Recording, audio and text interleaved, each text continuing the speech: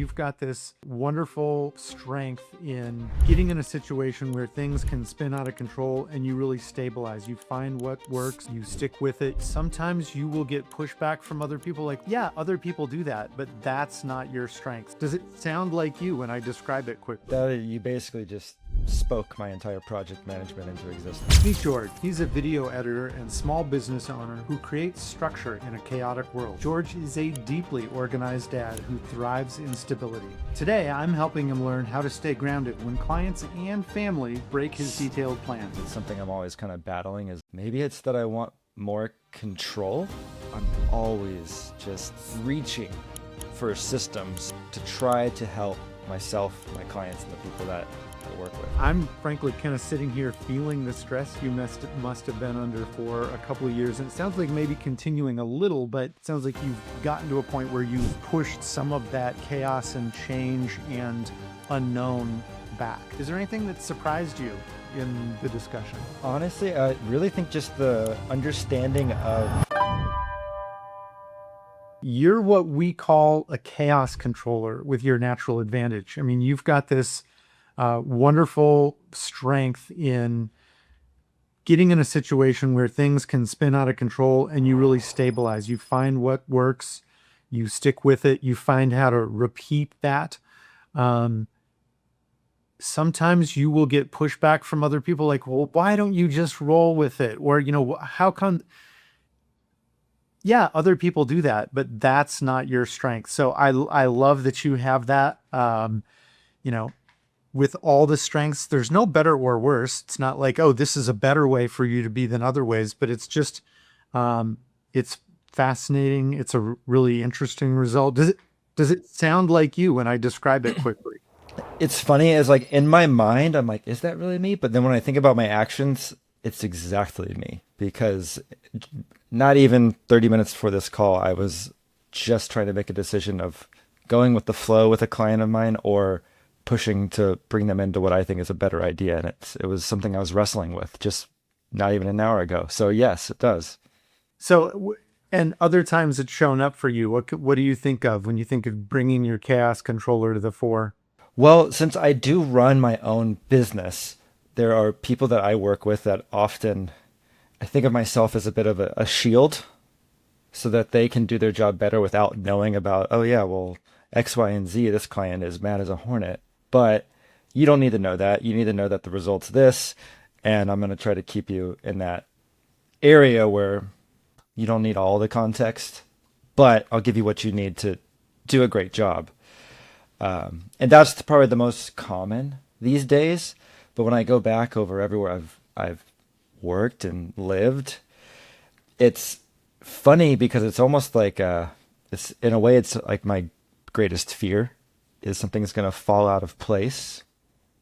And so it makes sense that my fear would kind of also be playing into a strength. Yeah. So George, your full Kolbe result, like the four numbers are 6, 7, 2, 6. So 6 in Fact Finder, 7 in Follow Through, 2 in Quick Start, and 6 in Implementor. So, and remember, all of those are positive. It's not like, oh, I wish I were stronger or wish I had a higher Quick Start. That 2 is a great strength in being the chaos controller. I know a bit about your background, but just kind of for everybody watching, tell us a little bit more. How'd you get here? How'd you get to running your own business? So I got here the easiest way to explain my position is I'm a video editor. And many, many years ago, when I used to live in Los Angeles and I live in Texas, I was a video editor for a small agency. COVID happened, and suddenly everything's kind of out of control. And I ended up flying the coop, if you will. I had an amazing mentor there, and I left to go do my own thing because it was kind of the only option at that point, and started my own agency. And in starting that agency, I first went into more traditional video editing, and it worked out great, but it was just really hard. I worked for some big clients like the NFL and Meta, but it was just a lot to handle. And so I decided to find a way to make my life a little bit more predictable after having a kid. And So now I work in a podcast agency. I started a business that's a small podcast agency where I work to try to take what my skill set is and help clients as best as I can while also making my life a little bit more predictable and not so chaotic. Millions of people have discovered their natural way of taking action. What's yours? Go to Kolbe.com and take the Kolbe A Index to find out. Yes, so tell me a little bit about that transition. So, how old's your child? She is 4. She's 4. So she came a little bit after COVID. So you essentially lost your job because the video production world went to hell in a handbasket. Exactly. Moved across the country, had a kid. When did you get married? 2021. Okay, so wow, that's a lot of change going on all at once. And I'll add another, like, drip another piece of your Kolbe result in here. You're also a 7 in follow through. So follow through is how we deal with systems, structure, planning. So in addition to you being a kind of person when it comes to change, so your strength in change, as I said, that's the chaos controller, rather than just, oh, let's experiment. Let's just, every day is a new, that's not you. It's more kind of, hey, what works? Let's stick with what works. When you add to that the fact that your strength in systems and structure is to be somebody who creates systems, sticks with them, operates most effectively within a structure, like, and those, by the way, don't always go together. There are some people who create a structure, but then experiment and, kind of change things up all the time. So that structure and that plan is always changing. For you, you create the plan, the system, the structure, and then you keep it consistent and you don't just experiment with it all the time. So I'm frankly kind of sitting here feeling the stress you must have been under for a couple of years. And it sounds like maybe continuing a little, but it sounds like you've gotten to a point where you've pushed some of that chaos and change and unknown back. Is that true? I do think on paper it sounds like that. In action, I do feel a lot of that same energy still on the day to day. And it's a struggle. It is. It's something I'm always kind of battling is maybe it's that I want more control. I'm not too sure, but I'm always just reaching for systems to try to help myself, my clients, and the people that I work with. But I always want more, and I don't know where that comes from, but it's an issue. Is I always want a little bit more control. Yeah. So with your Kolbe result, so your instinctive conative strengths and your conative strengths means really the strengths in the way you naturally instinctively take action. So when we talk about, it's not that you can't do it a different way. Of course you can. Like, let's just talk about the experimenting. Sure, you can. And I'm sure you've had to do that over the course of your career, especially, when you moved and changed your job and started a family. Like, those were all new things and you obviously did them. So it's not that you can't, it's just, it's more natural for you when you can find the stability, figure out what works and stick with it. And so I have 4 kids. They're in their 20s now, so they're not toddlers, but I definitely remember those toddler years. And yeah, I mean, they change things up. They're constantly developing. And right when you think, oh, okay, I've kind of got a handle on this. I know what the flow of being a dad to this, 1-year-old, well, then they're not a 1-year-old, they're a 1.5-year-old. And that has a different set of challenges and reactions from them. So I totally get that. I really encourage you to take some time frequently for yourself, essentially. So they're not just take the time for yourself because it's important, the self-care. There's that part, but that's not really what I'm talking about. Take time for yourself to get plans and systems and vision for the future. So you really need, as an initiating follow through, to be able to see kind of beginning, middle, and end. What has happened? Where am I now? And what can I expect in the future? And that future could be, and I think for you, it doesn't have to be 10 years out. Sure, it can be, but that future might be what's going to happen next week, 6 months from now, a year from now. So kind of a more realistic planning horizon kind of future, not just that, oh, I could do anything in 10 years, but really more concrete. Because it's really easy for all of us to focus on what didn't happen. And I think especially for initiating follow-throughs, it's like, hey, I had this plan for the day, and we focus on, these four parts got messed up and didn't happen. Sure, you're right. But these 17 other things did happen.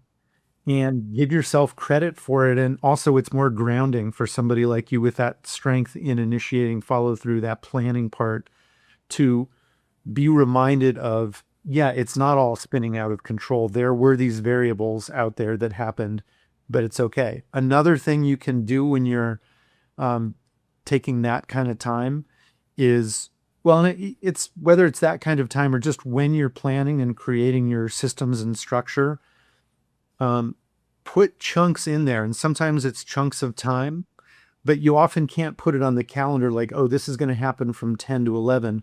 Because what I want you to do in your mind and kind of in the text of the plan is say, things will go sideways today. So it's not that you want them to, it's not that you are pushing it, and But you, I know they will. Yeah. but you know they will. So if you, as an initiating follow through, make it explicit. Like kind of like when you have those all day blocks at the top of your calendar, it's like, some days, you're out for the whole day and it just puts at the top. At the top of your calendar, it can just say, however the phrasing makes sense to you, things will go wrong. There will be moments of chaos. There will be breaks in the plan. There will be hell in a handbasket at some point. Yeah. Yes. And then Yeah. when it happens, instead of feeling like, oh my gosh, this is beyond my control and frustrate. Look, it's still going to be frustrating. I want to be realistic, but you can look at it and go, yep, look at me. I knew that would happen at some point. This is the point that it happened. And And because, yeah, I like that because it's funny because often in my head, I know that it's going to come, but every single day, and sometimes it's not a day, sometimes it's over the course of a week, my plans get knocked over and I feel myself trying to chase after what I thought the week was going to be, and I never get there. And it's almost like this endless cycle of what could have been or what was taken from me. And I just keep thinking, well, next week I'll fix that next week. But then there's just always something more to chase. right. Would you consider yourself a perfectionist? Very, very, very close to one. Okay. Yes. Yeah, so you shoot for a very high standard, and I'm not asking you to shoot for a lower standard. I actually don't believe in that. I mean, yes, perfectionism can go too far and become, I mean, sometimes it can be really debilitating. Set high standards, but then also be realistic about where you're likely to get to. And, if you set a really high standard and you get just below it, but that's actually better than you promised the client you were going to deliver. And frankly, it should be because it sounds like you're the kind of person you're always going to expect more of yourself than the client is going to expect from you. Absolutely. Yes. It's a flaw for sure. Well, it's not a flaw, it's who you are. So let's work with it. Because, and also, so I haven't talked yet about your fact finder, but let's talk about that. So you are a 6 in fact finder, which is fact finder is how we deal with gathering and sharing information. So you're in the accommodate range, kind of in the mid range between somebody who really needs to do tons and tons of research and get all the information versus somebody on the other end of the spectrum that's, you know what, I'm just going to focus on a couple key points and I don't need to go so deep in all of the facts and details. So you're in the middle on those, but you skew more toward the data side of stuff. So with this combination of your planning and your systems and, hey, a little more data gathering and sharing than the average person probably, um, you'll spot those patterns, you'll get the information. So this is why I think you really will understand well, hey, I'm setting high standards, but I also know that the client will be happy with this. And I know what to shoot for that's realistic without feeling like I'm um, cutting corners, maybe. Yes. And then, yeah, in a little microcosm, that's what I would say is almost the struggle of my past decade in a way is knowing I don't have to get the moon and the stars, but no matter what I do, once I reach a flow, I just start going for the 11 out of 10. Even though I'm fully aware that, this client really might only need a 7 out of 10, and that doesn't mean I'm doing a worse job. It just means that's what they need.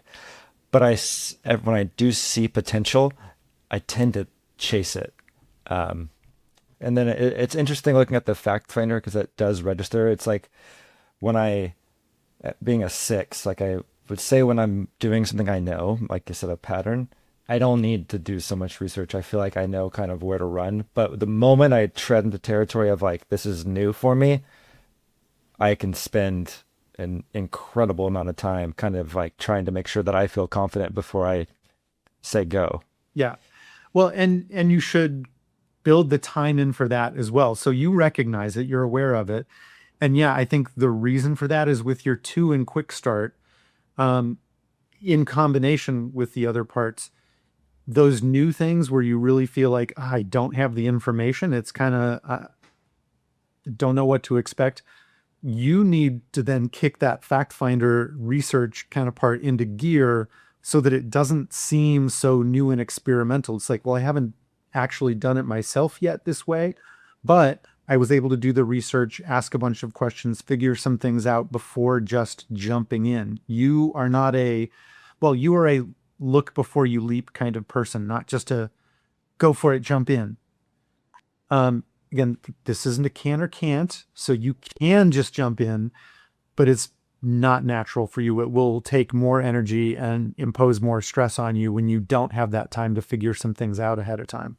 I was so interested in this one in particular when I was reading about it because part of me almost wants to like push against that only because I think of myself as really creative and I associate creativity with what I would assume is kind of a quick start. And maybe that's wrong, but it's when I'm Well, doing, kind of, but keep going. We'll get back. yeah, okay. Yeah, I just that's it's funny because I do when I'm like working strictly in a creative role versus more of like a logistical role, um, I do a lot of kind of untested things. But it's in a creative world, which I don't do that and wouldn't do that so much on the day to day with a client in terms of like communication. But if I, yeah, that creative part of me is, it's very different, I think. Yeah, so let me touch on this notion that, oh, isn't creative the same as the other end of the spectrum in quick starts? Like, oh, taking risks and experimenting and doing things differently all the time. So, no, that is not, I would reject that notion. And here's why. Your Colby results, your cognitive strengths are about the way you take action naturally.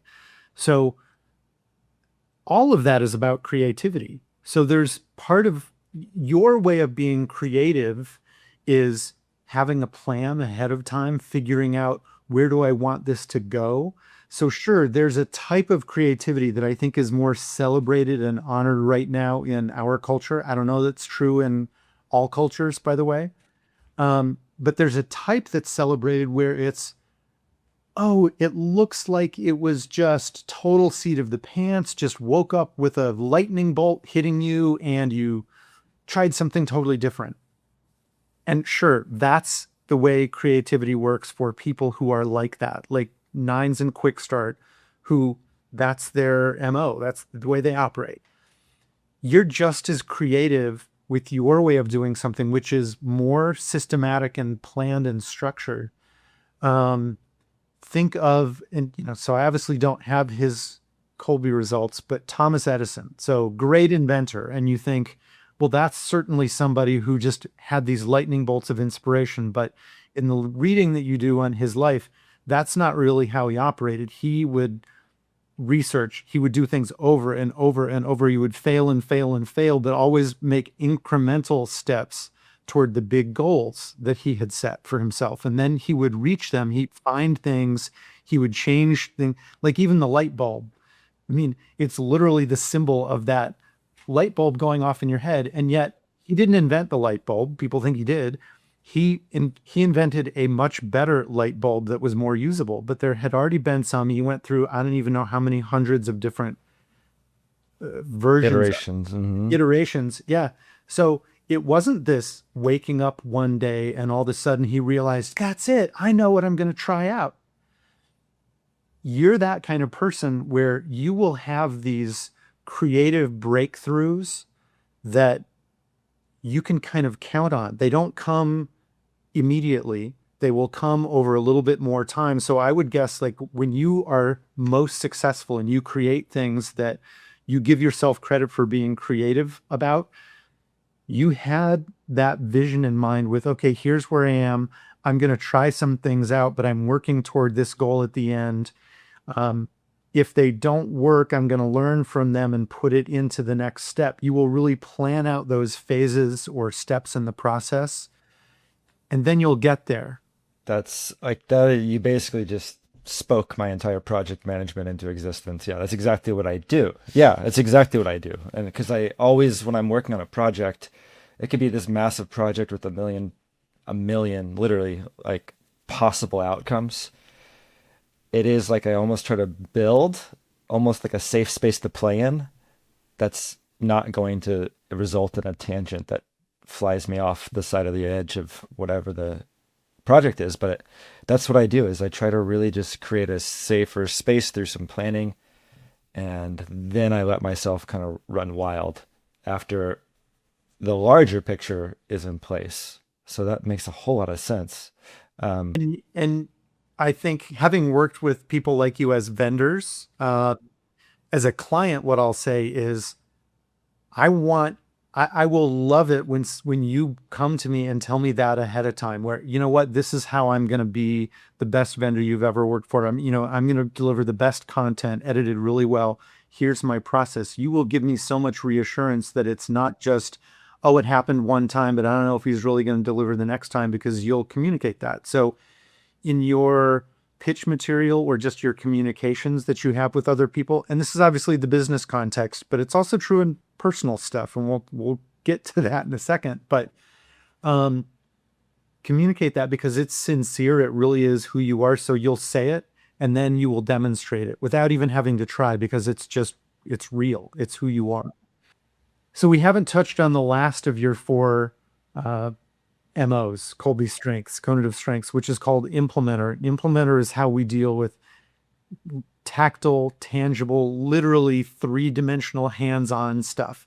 So you're a 6 in Implementer. And what that means is it's that mid-range, kind of like with Fact Finder. It's in kind of the middle, but skewing toward the side of things where you really do need to get your hands on things.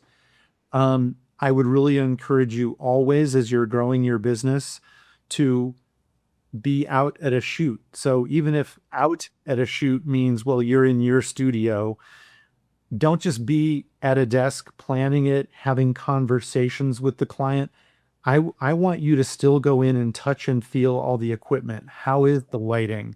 Um, if you get trapped behind a desk and on the phone, and that's 90% of what you do with your business, you're going to lose the spark. You're not going to love it. So you always need to keep that high value. Like, you don't want to spend all your time on low value stuff for your business and your clients, but oh, okay, well, but I wrapped up all the cables and cinched them up. Like, yeah, you can do a little bit of that if you need that hands-on outlet, and that's a silly one. But that's why I talk about more stuff like lighting and other things that are going to make the end product so much better.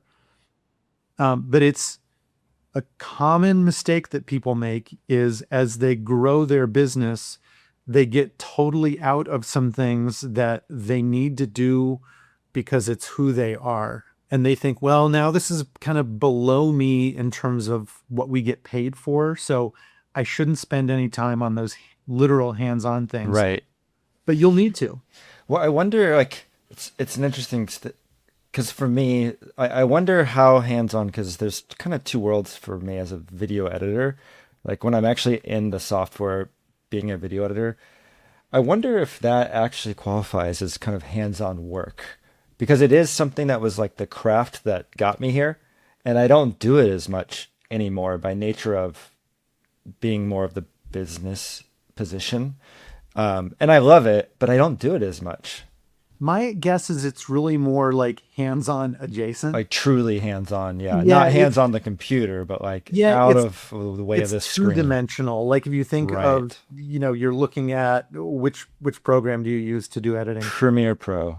So you look at the Premiere Pro screen and dashboard, and it's two-dimensional. Yes, you're manipulating things with your fingers, but it's not the same as, like, think about actually shooting the content, the video. That's the literal hands-on part. So you're either, holding the camera, or it's strapped to you while you're on your bike and you're shooting it, or something like that. That's the more actual hands-on part that I want you to not get totally disconnected from. That's why I was mentioning lighting, or setting up the shot with the camera. And sometimes it's literally touching it, or literally getting behind the lens and changing the angles or the width of the shot or something like that. So as you do more and more of the business stuff, uh, don't get totally disassociated from those other parts. So another thing you can do, so let's just assume that work takes you out of that a little bit more than is best for you, like kind of more than your natural strengths would drive. Work isn't 100% of your day. I mean, you already talked about your family life and having a young daughter. Those are other outlets, and then there's the stuff you just do on your own. So those are times where I'd encourage you to get that. If you haven't been able to use your hands in your professional life during the course of the day, find chances to do it in your personal life. And frankly, that's usually easy to do when you have young kids, because they live a very physical existence. So it's about getting down on the floor and playing with them, and building with their blocks or Legos or whatever it is, not just observing them. And that's, I mean, I won't go too much into this, but I think that's good parenting anyway, like I'm to with you. Yeah. engage with them the way they are doing stuff, not just talking to them about it or Right. observing. I Uh, can build a great magnetile castle. So, and as silly as it sounds, you need to, like, if you're uh-huh. doing administrative work in the business all day long, man, that magnetile tower is like, it's heaven for you. You need it in a real way.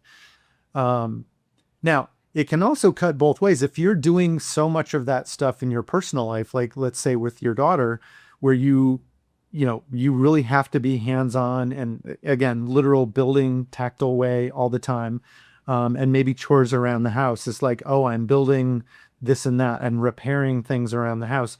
Then you might get to work, and maybe being hands-on a shoot is the last thing you would want to do, because you've kind of run through all of that energy. And then the refuge might be, you know what, perfectly fine with taking an hour and just doing those emails and administrative stuff on a computer, or having just conversations on the phone rather than being hands-on with stuff. So just gauge that, and it's not always going to be the same. Do you have questions about your result beforehand, or that we've been, since we've been talking? One is the real struggle I'm always after is I'm a very gifted video editor, um, but and I've had the privilege of like working, for instance, like my dream was to work in sports, and for the past, not this year, but for the past 5 years, I worked with the NFL in the off season. And it's like you tell your parents, they're so excited. I tell my wife, they're so excited, and it's on, it goes on TV and it's everywhere and it's millions of views and it sounds so cool. And I'm like, oh, I'm doing what I wanted to do when I was a kid. But when I'm actually doing it, it is just insane. I'm up late because I care. I'm up so late. There's always massive curveballs coming in left and right. I mean, just over and over, and it's absolutely just it's a marathon that you have to sprint the whole thing for. And it every job I'm on, I think this is the very last one, but I finish and I think it's so awesome that I was in charge of something that was so cool, but it destroys me. And that is what led me to, I was like, I have to find something, and I don't mean this in something unsexy, something that's not that flashing object that I thought I wanted. And sometimes I'm like, am I not using my talents by opting out of what I was kind of chasing for so long? Because once I actually got a hold of it, it was on fire and it burned my hands. Um, and so that's why I'm doing what I'm doing now, is because I'm like making a conscious decision to walk away from that world that I was after for so long. And I'm pretty confident in it, but I have lapses in that quite a bit. If there's part of all that other stuff that still fills your cup that you're like, some of it's torture, but I want to do the torture once in a while for these other reasons that I still care about, then great. Do it, but do it with your eyes wide open and still try to make it. So let's talk about the staying up late thing. You can stay up late. Like that, if you're planning for it, especially like I know it's going to happen, let's say it's an event generated thing. Like, I don't know if you worked on Super Bowl stuff, you said more off season, but just with NFL, let's say, okay, hey, I know around that event, the hours are going to be crazy because that's just how it is. Things are on tight deadlines, but I can schedule that. I can plan for it. I'm only going to be sleeping 4 hours a night, but it's for 3 weeks or whatever and if that works with all the other stuff personally and professionally in your life, then great, you can do that. And I wouldn't even consider that a lapse. I would consider it you knew what you were getting into. So that fact finder, you understood the details of it.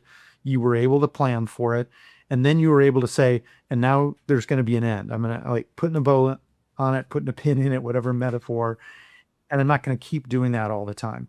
But what I would really say, my guess is the part that drains you the most is when it's the constant, I don't know what to expect. Like, forget about the length of time. You're clearly a hard worker. You're not scared of doing that. Yeah, you want to have the balance to do other things in your life that are important to you, but you could do it for shorter chunks. But what will really drain you is when you just don't know. So that's where I'd say you have a genius in what you do. Don't sell yourself short. Pick your clients and communicate with your clients well enough to understand, here's who I work best with. I will work best with you if you can minimize um, those curveballs, those things. Hey, let's have a planning session ahead of time with the client, and you can build it into your proposal. And they'll love it because you're communicating with them about what you really need. You're actually, and you can tell them, they'll love it because you'll explain it. I'm going to save you time over the course of this project because I'm building an hour in at the front end to ask the right questions, to get the right information. What do you really want out of this? And you've done this long enough, you can minimize a lot of those curveballs yourself. But also, when you work with clients where they say, oh, yeah, yeah, we'll do that. And they give, they sit down in the planning session, but they don't answer your questions. They don't get back to you. Um, they do change things up all the time. Sure, you can say, well, I'm going to have to charge you. We're like, yeah, whatever. I don't care. Those are the ones you just need to fire. And it doesn't need to be dramatic, like shouting match kind of fire. It could just be you don't work with them the next time you find that you're too busy because they're not going to change. Well, it's nice to reframe a lot of it is it is the unknown that I might kind of get that really uncomfortable feeling in when I'm operating in that area of just blind to what's next. And that's what I despise and I'm trying to run away from and have, frankly, run away from. So, yeah. And just be confident in that because you will be the best at what you do. You'll deliver the best things for your clients and you will operate with a lot less stress when you know, yeah, this is who I am and it's what I can count on for myself and it's what my clients can count on. And again, pick your clients to suit that. Um, Sometimes I see people who don't have that confidence. They're like, well, you mentioned a mentor that you had before in, your first job. Sometimes we have great mentors and we think, well, I should do it the way my mentor did it. And if the mentor is different than you, it sets up this, well, I'm really good at the way I do it, but I should be doing it this other way. No, no, no. You should be doing it the way that works for you. Lovely. That's great. Thank you. Well, I've had you for a long time. I really appreciate your time. Thanks for coming on. Any last questions or comments? Or actually, one thing I'll ask you, is there anything that surprised you in the discussion?